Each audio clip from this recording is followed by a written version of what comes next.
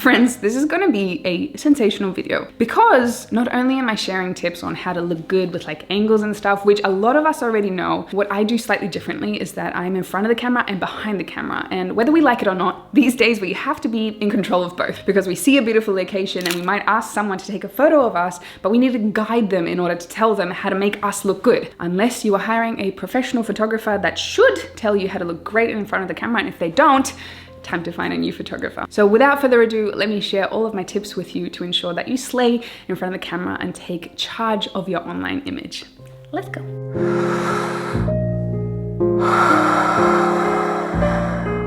This video is part of a series on my channel, by the way. If you're interested in any of these topics, they're all linked down below as well.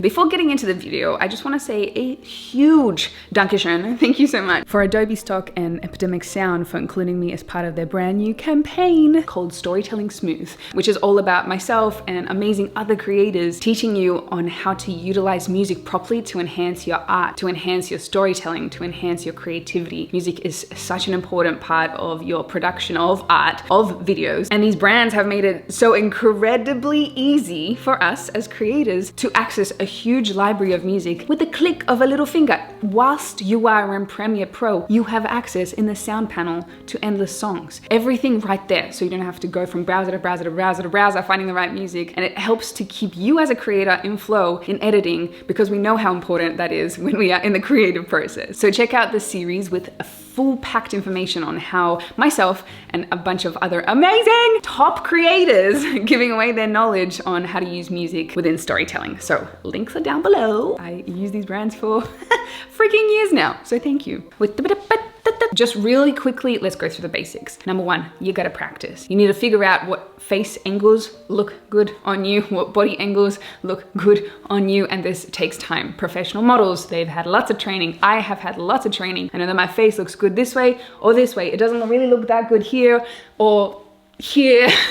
Practice in front of the mirror. It's not gonna come naturally, that is for sure. Number two, facial expressions. Please leave the zero expression for the professional models because this is a very, very hard look to get to make sure that it works right when you have nothing on your face. If you don't know what to do with your face, it's gonna throw the whole photo off. You can practice these in front of the mirror. But number three, make micro adjustments in every photo that you take. So firstly, you wanna establish what body pose looks good on you in the environment. So set that up. What you do is keep your head slightly moving just ever so slightly in different tilts and directions, as well as your facial expressions, just change them slightly. So that means you also have to take a lot of photos of yourself. I have worked on professional sets and the amount of photos that are taken to get one good photo is outrageous. So if you're not taking a shit ton of photos, you're probably not gonna land on that perfect one where everything just comes together. Your facial expression, your body, your face.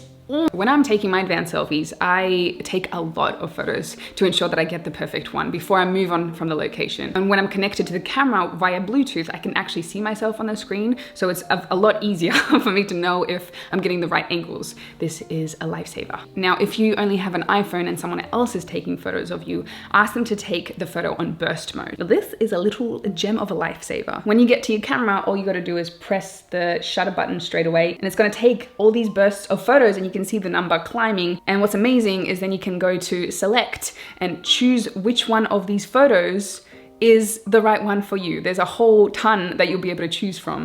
It is scientifically proven that if you hit the like button, you're more likely to have really good photos of yourself. Framing. It seems like it doesn't really matter, but if your frame is off in the photo, it destroys the entire photo. Our eye is accustomed to seeing a certain layout, and if it is messing too much with that layout and that frame, it just feels very uncomfortable to the eye. Try learning about the rule of thirds. This is the most basic, but it's very important. Turn on this little grid to guide you, and first of all, you wanna make sure that your horizon is straight.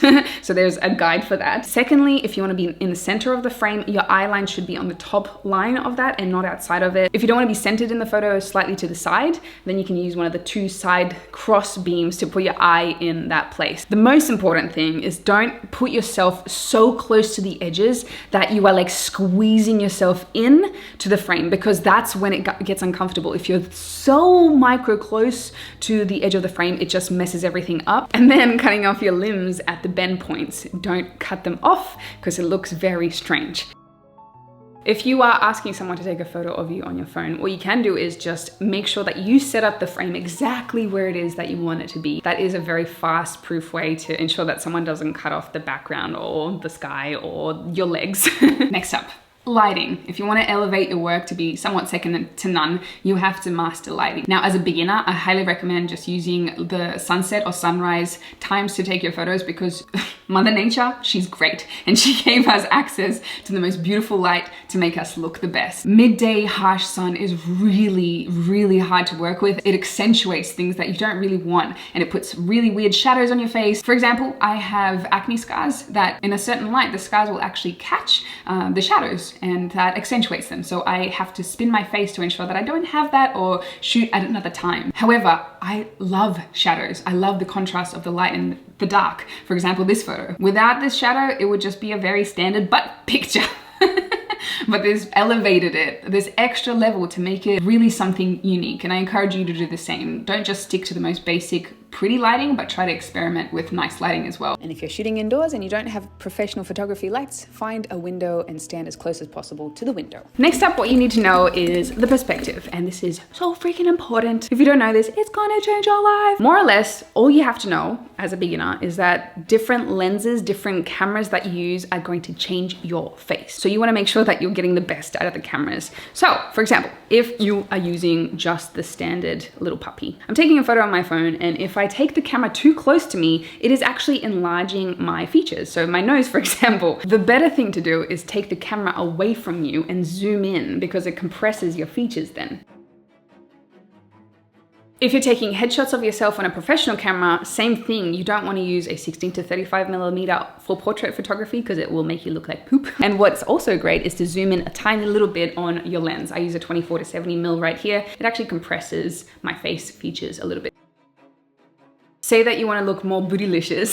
Say that you want to look taller, for example. What you can do is take photos of yourself from a lower angle and shove your booty towards the camera, because whatever is closer to the camera is going to enlarge that feature. In this photo, I did swirl around. The camera was lower than me, and I popped my booty out to make it look definitely larger than what it actually is. If you want to look taller, you have to take photos from a little bit lower down below. The worst thing to do is have your photo taken from eye level for the full body shot, because it is going to shrink you.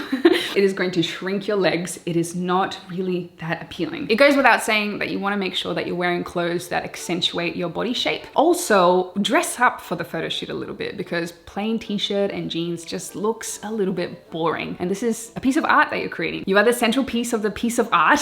So ensure that you look your absolute best for this photo shoot. And no, you don't need an extensive wardrobe to take amazing, amazing photos. I use the same shit on repeat all the time.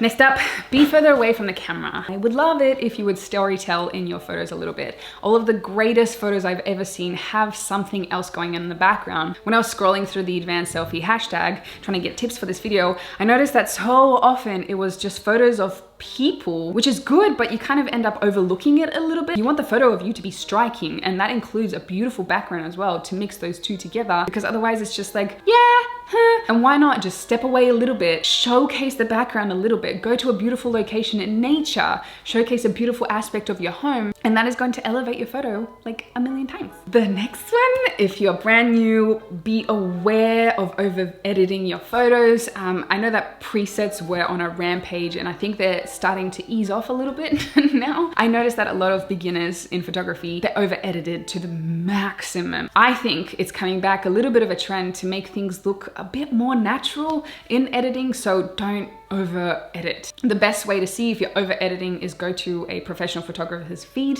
and compare side by side. Does your photo look a little bit too edited? If yes, tone it back just a little bit. The last one, this is a strange one, but has worked for me when I was really shy. It's engaging queen mode. What happens is I have this really great memory of when I was just on fire with my confidence. And I think about this memory so strongly, and I grill it into my body that I know that my body will switch into queen mode when I do a certain action. For me, I have trained myself to go queen, and I know exactly the state I want my body to be in. Now, I created this a few years ago. I think I was just a bit too violent on my breasts. So I think I'm gonna create a new one to help me switch into extreme confident mode, which really helps when you're taking photos of yourself, because you do want to showcase your absolute best. That's just an extra random tidbit.